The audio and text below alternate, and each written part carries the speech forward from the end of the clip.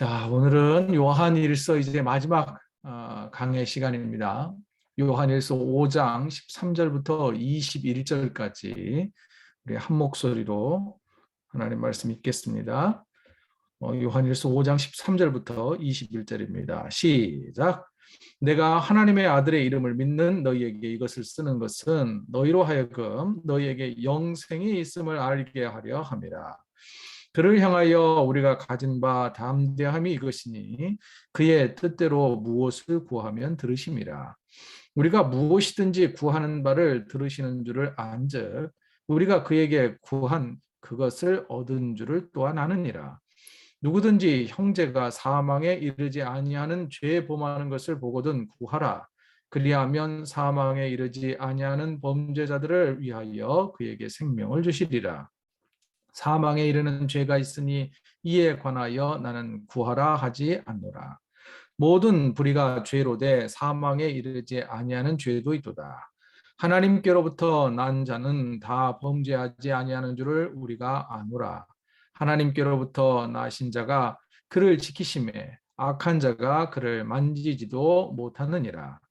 또 아는 것은 우리는 하나님께 속하고 온 세상은 악한 자 안에 처한 것이며 또 아는 것은 하나님의 아들이 이르러 우리에게 지각을 주사 우리로 참된 자를 알게 하신 것과 또한 우리가 참된 자 곧 그의 아들 예수 그리스도 안에 있는 것이니 그는 참 하나님이시요 영생이시라. 자녀들아 너희 자신을 지켜 우상에게서 멀리하라. 아멘. 자, 오늘 제목 같이 읽어보죠. 시작. 형제를 위해 기도하고 우상을 멀리합시다 라는 제목으로 말씀 나누겠습니다. 이게 본문이 좀 틀렸네요. 5장 13절부터 21절입니다. 자, 이제 드디어 사도 요한의 편지가 마무리가 됩니다. 편지를 마무리하면서 사도 요한은 성도들에게 성도 여러분, 제가 왜 이 편지를 썼는지 다시 한번 정리하겠습니다. 라는 그런 의미에서 본문 13절을 기록합니다. 본문 13절 같이 읽지요. 시작. 내가 하나님의 아들의 이름을 믿는 너희에게 이것을 쓰는 것은 너희로 하여금 너희에게 영생이 있음을 알게 하려 함이라. 마치 요한복음을 기록한 목적을 다시 한번 여기에서도 한 번 더 강조하는 것 같지요. 이게 이제 첫 번째 편지를 읽는 독자들이 예수 그리스도를 구주로 믿게 하려는 것입니다. 그로 인해서 무엇이 있다는 것을 알게 하기 위함이에요. 영생이 있다는 것을 다시 말해 구원받는다라고 하는 예수를 믿으면 구원을 얻는다라고 하는 것을 깨닫게 하려고 이 편지를 기록했다는 것입니다. 그러니 고난과 박해를 당한다 할지라도 또 다른 거짓 복음이 너희들을 자꾸 유혹하고 현혹하고 미혹한다 할지라도 바른 믿음을 굳게 지켜서 영생을 얻으라. 이게 이제 사도 요한의 마지막 권면입니다. 이처럼 요한이 믿음과 구원의 확신을 강조한 이유는 왜 그랬을까요? 왜 다시 한번 예수 그리스도를 잘 믿고 영생이 있음을 알고 있어라. 안다는 것은 지식으로 안다는 게 아니라 경험으로 아는 거고 또한 하나님을 구주로 믿는 거죠. 예수 그리스도를 구주로 믿는 거예요. 왜 그랬을까요? 왜 이걸 말미에 또 강조하고 있는 걸까요? 믿음을 지켜가는 것이 그만큼 어려웠기 때문입니다. 그 어려웠던 이유는 크게 두 가지를 들 수 있어요. 첫 번째는 로마 제국의 박해입니다. 예수 믿으면 박해를 받는 거예요. 목숨이 왔다 갔다 하는 거예요. 또 하나는 요한일서에서 강조되는 건 뭐냐면 영지주의라고 하는 이단이 성도들의 믿음을 흔들기 때문에 믿음을 지켜가는 것이 어려웠습니다. 다시 한번 말씀드려볼까요? 영지주의 이단은 어떤 이단일까요? 예수님의 성육신을 거부합니다. 영은 선하고 육은 악하다라고 하는 이원론을 강조하면서 예수님의 메시아 되심을 그리스도 되심을 거부했습니다. 예수님의 십자가 사건을 받아들이지 않았습니다. 예수만 십자가에 못 박혔고 그리스도는 고난받기 전에 예수의 몸을 떠났다. 하늘로 승천했다라고 하는 잘못된 신앙을 강조했습니다. 자, 그렇다면 예수님의 대속의 죽으심이 없다면 그 누구도 죄의 문제를 해결할 수 없게 되는 것이고 결국 죄의 싹은 사망이라고 했기 때문에 우리에게는 구원의 은혜가 없어지는 거예요.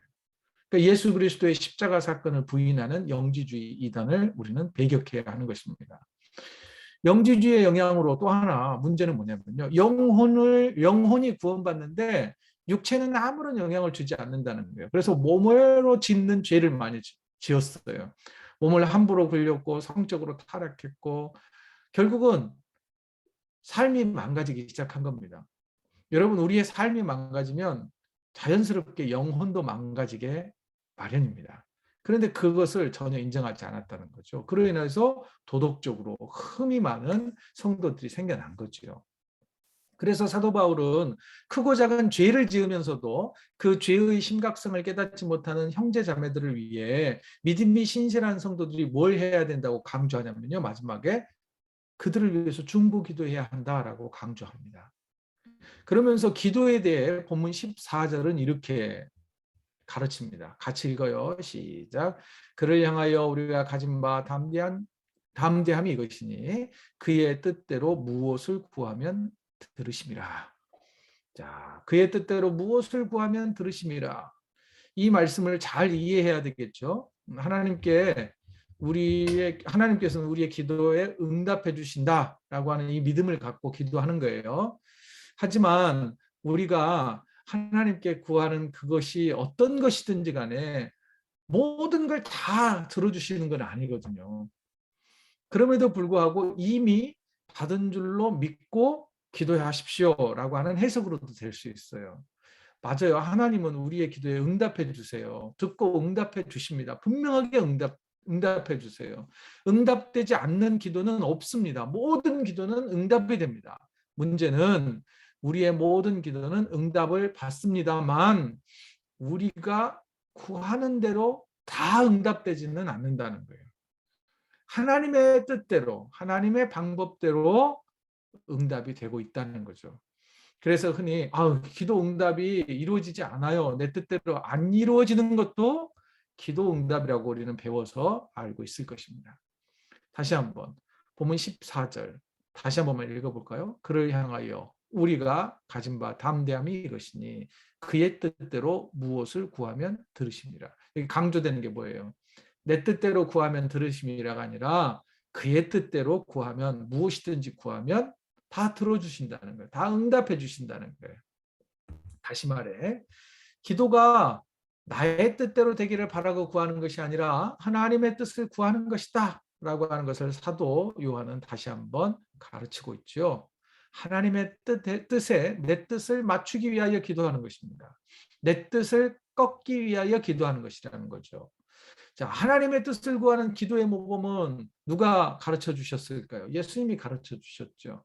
대표적으로 겟세마네 동산에 올라가서 십자가를 두고 하나님께 드린 기도가 가장 모범적이지라 할 수 있습니다. 마태복음 26장 39절 다 같이 읽어요. 시작. 조금 나가사 얼굴을 땅에 대시고 엎드려 기도하여 이르시되 내 아버지여 만일 할 만하시거든 이 잔을 내게서 지나가게 하옵소서.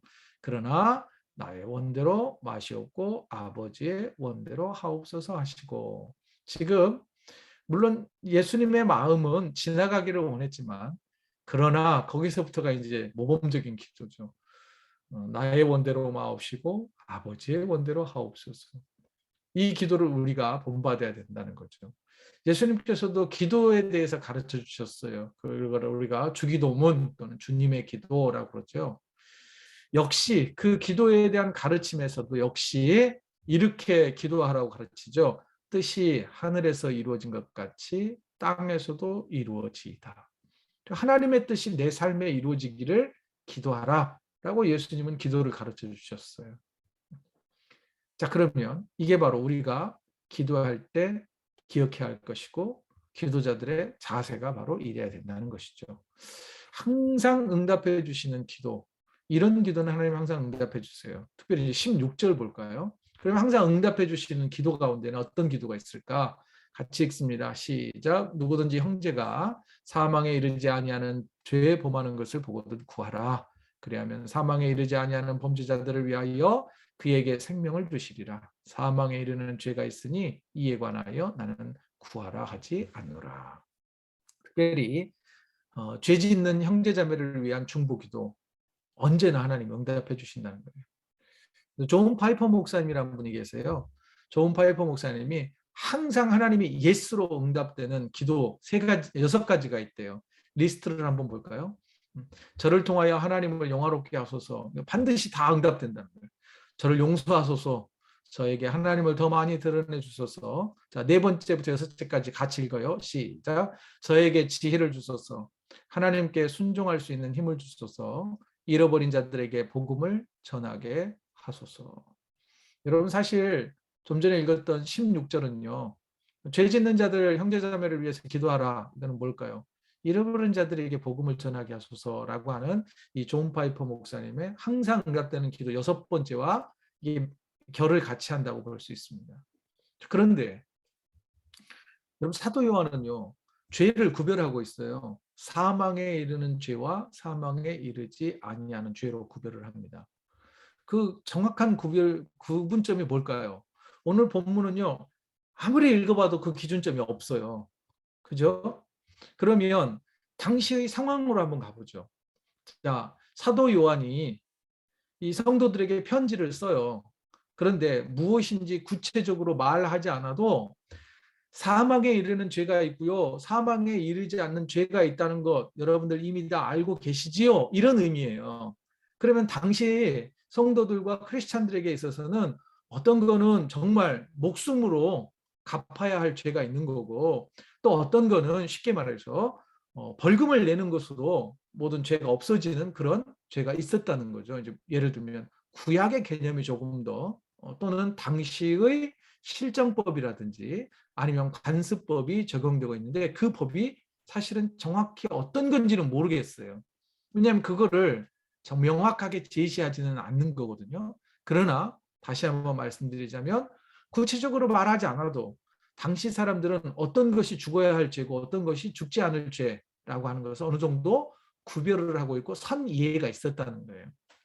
자, 그러면 자 봅시다. 분명히 이렇습니다. 사도 요한이 언급하는 사망에 이르는 죄란 그러면 뭘까?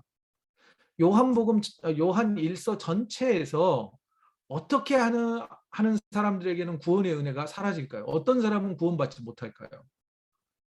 요한 1서 전체에서 말하자면 어떤 죄가 심각한 죄냐면 죽을 죄냐면 예수님을 부정하는 거예요. 예수님의 인성과 신성을 부정하고 메시아됨을 부정하는 것. 그것이 죽을 죄죠. 여기서는 단순하게 육체의 죽음이 아니라 영혼의 죽음이라고 생각을 해보죠. 예수 그리스도를 구주로 믿지 않으면 살 사람이 어디 있겠어요? 그 믿음으로 구원을 얻는데 그렇다면 여기서 보세요. 영지주의 이단에 또 빠져요. 영지주의의 특징은 뭐예요? 영혼은 선하고 육은 악하기 때문에 죄를 함부로 짓는단 말이에요. 마음대로 자기 마음대로 살아요. 여러분 예수를 믿었다 하더라도 구원의 확신이 있다 하더라도 자기 마음대로 멋대로 살다가는 여러분 구원이 보장할 수 없는 거예요. 그러잖아요. 더 심각한 죄를 지어서 결국은 그 믿음이 있다면 그 심각한 죄를 안 짓겠죠. 그죠? 내가 믿음이 있습니다 하면서 심각한 죄를 짓는다. 그 믿음이 없는 거니까. 그럼 믿음이 없다면 자연스럽게 구원도 못 받는 거가 되는 겁니다.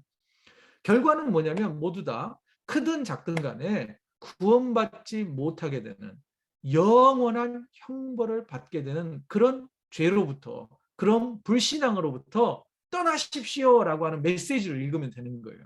그러니까 예를 들어 영지주의 이단에 의해서 지금 믿음이 흔들리고 있습니다.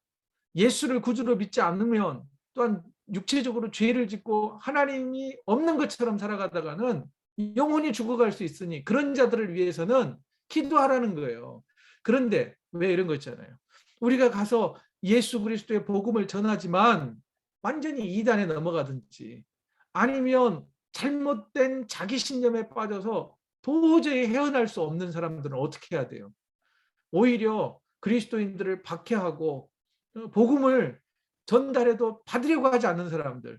예수님께서는 신발에 묻어있는 흙도 털어버리라 이런 말씀을 하셨잖아요. 물론 그들을 위해서 끝까지 참고 기도해야 하지만 분명한 것은 영원한 형벌은 피할 수 없다는 겁니다. 그러면 18절 믿음을 떠난 믿음이 흔들린 형제자매를 위해 중보기도가 필요한 이유를 이렇게 이야기합니다. 같이 읽어봐요. 시작. 하나님께로부터 난 자는 다 범죄하지 않는 줄을 우리가 아노라. 하나님께로부터 나신 자가 그를 지키심에 악한 자가 그를 만지지도 못하느니라. 저는 이 구절 너무 좋아해요. 특히 하나님, 특히 우리 자녀들, 우리 성도들, 악한 자가 만지지 못하도록 지켜주옵소서. 저희 이 구절을 많이 인용하면서 기도하거든요. 그럼 결국은 뭘까요? 하나님께로부터 나신 자가 그 누구실까요? 예수 그리스도시고 또한 예수께서 보내실 성령님이신 거죠. 성령께서 악한 자들이 형제와 자매들을 만지지 못하도록, 그들의 믿음을 흔들어대지 못하도록, 그들을 미혹하지 못하도록, 또한 사랑하는 형제 자매들이 그 이단의 꾀임에 넘어가지 않도록 성령님 생각나게 해주시고 바른 믿음을 가르쳐 주시고 그들을 지켜주시고 깨어있게 해주시옵소서라고 중보기도해야 할 책임이 누구에게 있다? 우리에게 있다는 거예요. 그러면 어떤 사람이 더 많이 기도해야 돼요? 바른 신앙을 가지고 있는 사람들이 연약한 믿음을 가진 성도들, 형제자매들을 위해서 기도해야 할 책임이 있다는 거죠. 그 책임은 어찌 보면 교회의 리더십들에게 더 주어진 거라고 볼 수 있습니다. 목회자들이나 또는 직분자들이 성도들을 위해서 연약한 믿음의 성도들, 새신자들을 위해서 중보기도해야 할 책임이 있다는 거예요. 자, 사도 요한은요. 요한 1서 4장에서 하나님은 사랑이십니다. 사랑이다 라고 선포하면서 하나님을 사랑하고 이웃과 형제를 사랑하라 라고 권면을 했습니다. 그것이 바로 새 계명이라고 말씀을 했죠. 강조를 했고요. 그리고 편지를 마무리하면서도 다시 한번 형제 사랑의 핵심이 복음을 전하는 것이고 그래서 죽어가는 영혼을 살리는 것이며 그 영혼이 구원에 이르도록 계속해서 그에게 사랑을 공급하면서 기도해 주는 거다라고 강조합니다. 다시 한번요. 복음 전파에서 한 영혼을 살려내는 것, 그리고 그 영혼이 바른 믿음을 가져갈 수 있도록 끝까지 우리가 사랑으로 품는 것, 그리고 계속해서 그를 위하여 중보하는 것. 이게 바로 형제 사랑의 구체적인 모습이라는 겁니다. 그리고 이제 마지막으로 본문 21절 다 같이 읽어봐요. 시작. 자녀들아 너희 자신을 지켜 우상에게서 멀리하라. 여기서 자녀들아라고 하는 이 표현은요. 모든 성도들을 향한 것입니다. 쉽게 말해서 세상 유혹으로부터 여러분 스스로를 잘 지켜야 믿음이 온전해질 수 있습니다. 라고 하는 것이죠. 세상은 계속해서 우리를 흔들어 댈 것이고 또한 우상이라는 게 뭘까요? 어제 우리가 그 성경 공부 시간에도 말씀을 드렸습니다만 제가 수십 번 인용했던 거예요. 팀 켈러 목사님이 쓴 내가 만든 신이라고 하는 하나님의 자리를 훔치는 것들 거기 보면 내 평생 소원이 우상이래요. 내가 이것만 있으면 내 인생 풀려질 것 같은데 바로 그거. 아브라함에게 있어서는 아들이었죠. 자식이었단 말이에요. 또 야곱 보세요. 야곱은요. 라헬을 위해서 일평생 사는 사람 같아요. 그런데 성경에 보면 참 재밌는 구절이 있어요. 깨어보니 레아더라. 한마디로 그 사랑을 위해서 7년을 수고했는데 결국 깨어보니 또 다른 7년이 기다리고 있는 거죠. 결국은 사랑이 우상이 될 수도 있어요. 여러분 삭개오의 우상은 뭐예요? 돈이잖아요. 여러분 아람 군대의 장수였던 나만 장군요. 그거는 모든 걸 다 이룬 사람이었어. 성취 면에 있어서 모든 걸 다 성취했지만 결국은 그의 육신이 연약해짐으로 인하여서 결국은 그가 하나님의 사람 앞에 무릎을 꿇는 거 아닙니까? 또 느부갓네살 왕 권력을 가졌어요. 그렇지만 결국은 그 권력은 오래 못 갔습니다. 페르시아 제국에 의해 멸망했잖아요. 또한 여러분 우상이 될 수 있는 게 뭐냐면요. 우리의 신앙생활이 우상이 될 수 있답니다. 종교가 우상으로 변질될 수 있어요. 마치 모든 것이 교회 안에서 다 해결될 것처럼 생각하는 그런 교회의 우상, 문화의 우상이 있단 말입니다. 그러면서 팀 켈러 목사님 마지막에 7번째 이렇게 이야기합니다. 예수 그리스도와 함께감으로 본질이 회복되며 예수 그리스도 안에서 우상이 아닌 믿음을 회복하십시오. 이렇게 강조하고 있습니다. 여러분 이게 뭘까요? 사도 요한도 마찬가지입니다. 바른 믿음, 하나님의 자리 또한 예수 그리스도의 자리를 탐하는 그 우상을 멀리하십시오. 우리의 믿음을 흔들어내는 그것으로부터 우리를 지키십시오.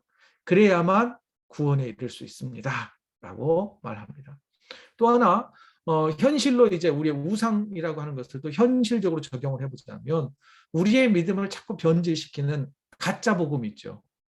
이거를 우리는 이단이라고 그럽니다. 예를 들면 신천지 같은 이단이 있습니다.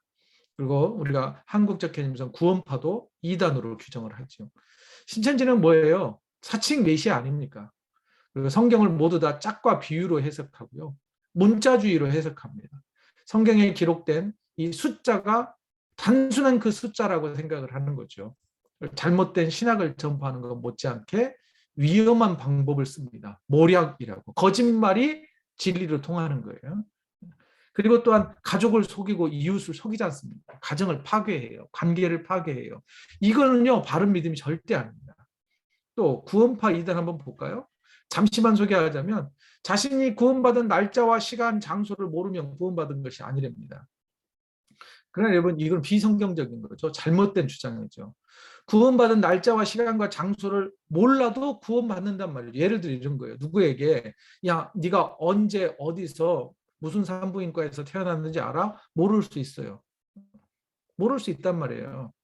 내가 세례받은 날짜를 기억하지 못할 수도 있고 나에게 세례를 베푼 목사님의 이름을 모를 수도 있어요.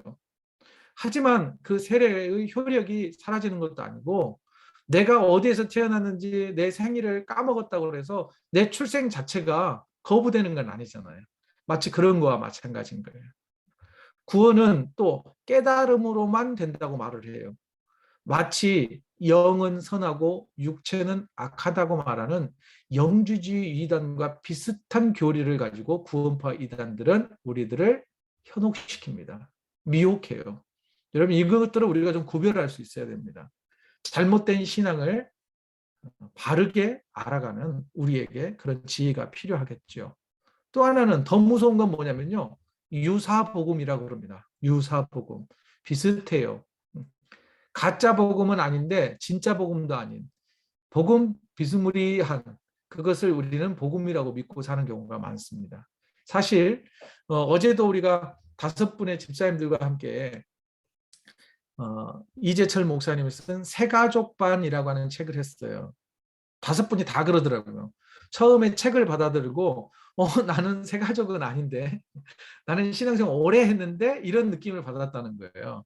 근데 원래 그 새가족반이란 새로운 삶을 시작하는 사람들이 보는 책이라고 하는 의미예요. 그러면서 이제 마지막 7번째 7주간의 과정을 마친 다음에 집사님들이 대부분 이런 이야기를 합니다. 뭐라 그러냐면요. 내가 모르고 있었던 게 생각보다 많았네요. 책만 보고 가볍게 봤는데 책 내용이 아주 요약이 잘 되어 있었습니다. 많은 깨달음이 있습니다. 그리고 기본기를 다질 수 있어서 좋았습니다. 라고 이야기를 하시더라고요. 이건 뭘까요? 다시 말해서 내가 알고 있는 복음이 살짝 어긋나 있는 이가 잘 맞지 않는 그런 복음일 수가 있단 말입니다. 그것을 조금만 수정하면 우리는 바른 복음, 진정한 예수 그리스도의 복음을 깨달을 수 있게 된다는 것입니다. 자, 말씀을 정리해 보죠. 요한일서 전체를 이제 정리를 하자면요. 사실은 이겁니다. 형제를 위해 기도하십시오. 하나님을 사랑하고 형제를 사랑하십시오. 이게 이제 가장 큰 이 주제이고요. 또 하나는 우상을 멀리하십시오. 잘못된 복음을 떠나십시오. 이단을 떠나십시오. 특히 당시에는 영지주의 이단을 분별하십시오라고 하는 것입니다. 여러분 우리의 신앙을 잘 분별할 수 있기를 원합니다. 오직 유일한 구세주이신 예수 그리스도를 믿음으로 구원에 이르는 저와 여러분 되기를 원하고요. 하나님이 우리를 사랑하신 것처럼 우리도 서로를 사랑하기를 원합니다. 그 형제 사랑의 구체적인 방법은 오늘 본문에서 찾는다면 그 형제와 자매를 위하여 기도를 시작하는 것입니다. 사랑하는 성도 여러분, 우리가 바른 믿음 안에서 깨어 기도함으로 아름다운 신앙 공동체를 만들어가는 저와 여러분 되시기를 주의 이름으로 축복합니다.